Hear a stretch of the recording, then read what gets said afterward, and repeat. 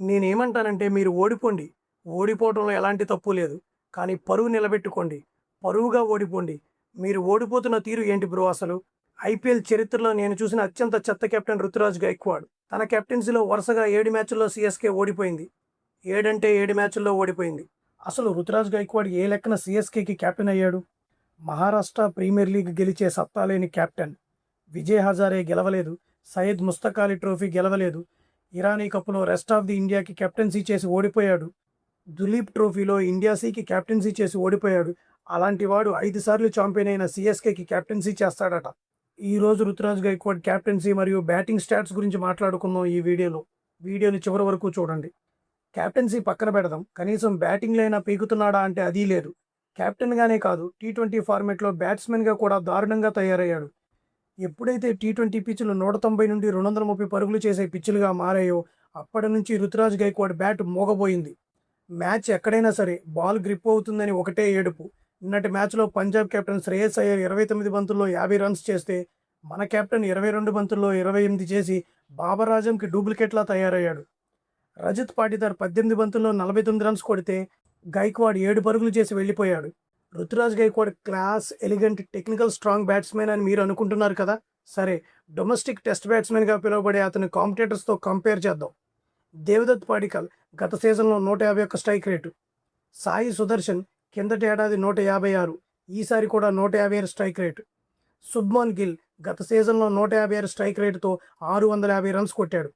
రజత్ పాటిదార్ తన గురించి మనం మాట్లాడాల్సిన అవసరం లేదు. చాలా బాగా ఆడుతున్నాడు. పోనీ 37 ఏళ్ల వెటరన్ అజింక్య రహానేతో కంపేర్ చేద్దామా? 2023-26 మధ్యలో పవర్ ప్లేలో రహానే స్ట్రైక్ రేట్ 167 నుంచి 170 వరకు ఉంది. మరి రుతురాజ్ది 145 కన్నా తక్కువే. ఇదంతా చూశాక కూడా రుతురాజ్ గ్రేట్ బ్యాట్స్మెన్ అంటే ఇంకెవరితో కంపేర్ చేయాలి?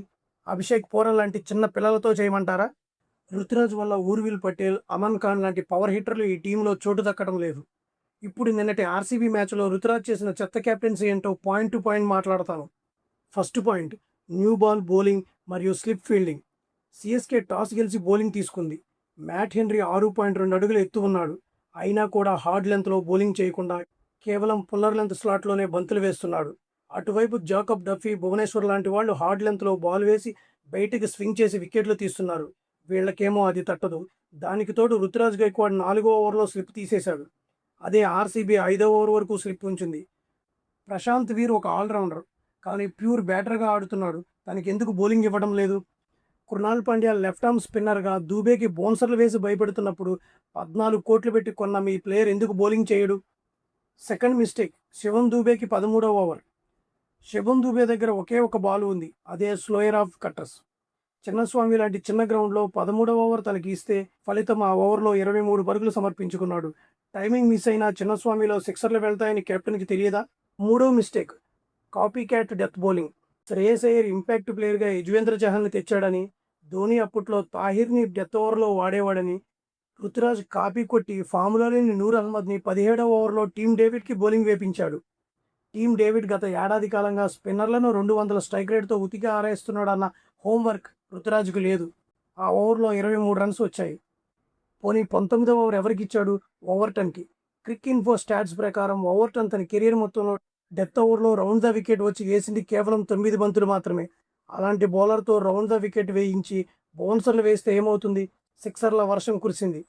న్యూ బాల్తో అద్భుతంగా వేసే ఖలీల్కి బాల్ గ్రిప్ అవుతున్న టైంలో ఓవర్ ఇవ్వకుండా డెత్లో ఇచ్చి 21 రన్స్ కొట్టించుకున్నాడు. ఇదా కెప్టెన్సీ? చాలామంది అనుకుంటున్నారు ఏంటంటే అనుల్ కంబోజీ వేసిన నో బాల్ వల్లే సీఎస్కే ఓడిపోయిందని. ఆ బాల్కి టీమ్ డేవిడ్ అవుట్ అయిపోయినా సరే సీఎస్కే ఓడిపోయేది. ఎందుకంటే ఆ తర్వాత వచ్చేది రొమారియో షెఫర్డ్.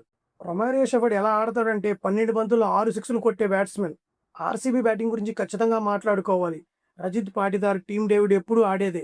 కానీ నన్ను మోస్ట్ ఇంప్రెస్ చేసింది దేవదత్ పాడిక్కల్. తన కంఫర్ట్ జోన్ 120 స్ట్రైక్ రేట్ నుండి బయటికి వచ్చి ఆడిన తీరు అవుట్ స్టాండింగ్. 250 టార్గెట్ సెట్ చేశారంటే వాళ్ళ ఇంటెంట్ అది. అదే సీఎస్కే బ్యాటింగ్ చూసుకోండి, పవర్ ప్లేలోనే 3 వికెట్లు పోతున్నాయి. 170 కూడా చేజ్ చేయలేని టీం 250 చేజ్ చేస్తుందా? జడేజాని కెప్టెన్సీ నుంచి ఎలా తప్పించారో వచ్చే 4 మ్యాచ్ల్లో ఒక్క మ్యాచ్ ఓడిపోయినా రుతురాజ్ని మెడబెట్టి బయటికి గెంటివేయాలి. రుతురాజ్కి ఆన్ ఫీల్డ్ అగ్రెషన్ లేదు, సరైన ప్లానింగ్ లేదు. He is not fit for captaincy. ఇక నిన్న జరిగిన మరో మ్యాచ్ గురించి మాట్లాడుకుందాం. LSG versus SRH. Rishabh Pant తన తప్పుల నుండి చాలా బాగా నేర్చుకున్నాడు.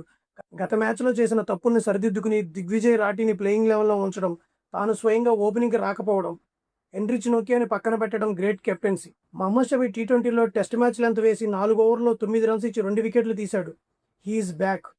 మోసిన్ ఖాన్ బౌలింగ్ రొటేషన్లో భాగంగా రెస్ట్ ఇవ్వటం, ప్రిన్స్ యాదవ్ న్యూ బాల్తో స్వింగ్ రాబట్టడం, డెత్ ఓవర్లో యార్కర్లు వేయడం, ఎల్ఎస్జీ ఇండియన్ పేస్ స్కోర్ చాలా సాలిడ్గా ఉంది. ఇక ఎస్ఆర్హెచ్ గురించి మాట్లాడుకుందాం. బ్యాటింగ్ ఎస్ఆర్హెచ్ బలం, కానీ 3 మ్యాచ్ల్లో ఎస్ఆర్హెచ్ బ్యాటింగ్ దారుణంగా విఫలమవుతుంది. బౌలింగ్ గురించి ఎంత తక్కువ మాట్లాడితే అంత మంచిది.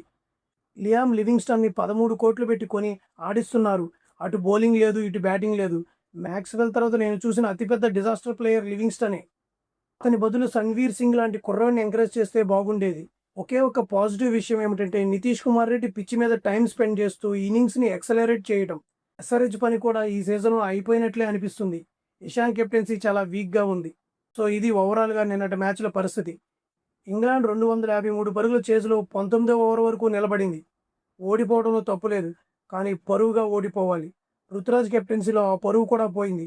నా విశ్లేషణతో మీరు ఏకీభవిస్తున్నారా? రుతురాజ్ గైక్వాడ్ని కెప్టెన్సీ నుంచి తీసేయాలా వద్దా? కింద కామెంట్స్లో ఖచ్చితంగా చెప్పండి. ఈ వీడియో మీకు నచ్చితే, ఈ అనాలిసిస్ కరెక్ట్ అనిపిస్తే వెంటనే వీడియోని లైక్ చేయండి, షేర్ చేయండి. ఇలాంటి ఇంట్రెస్టింగ్ క్రికెట్ అనాలిసిస్ కోసం మన ఛానల్ని సబ్స్క్రైబ్ చేసుకోండి. మళ్ళీ వచ్చే వీడియోలో కలుద్దాం. అంతవరకు జై హింద్.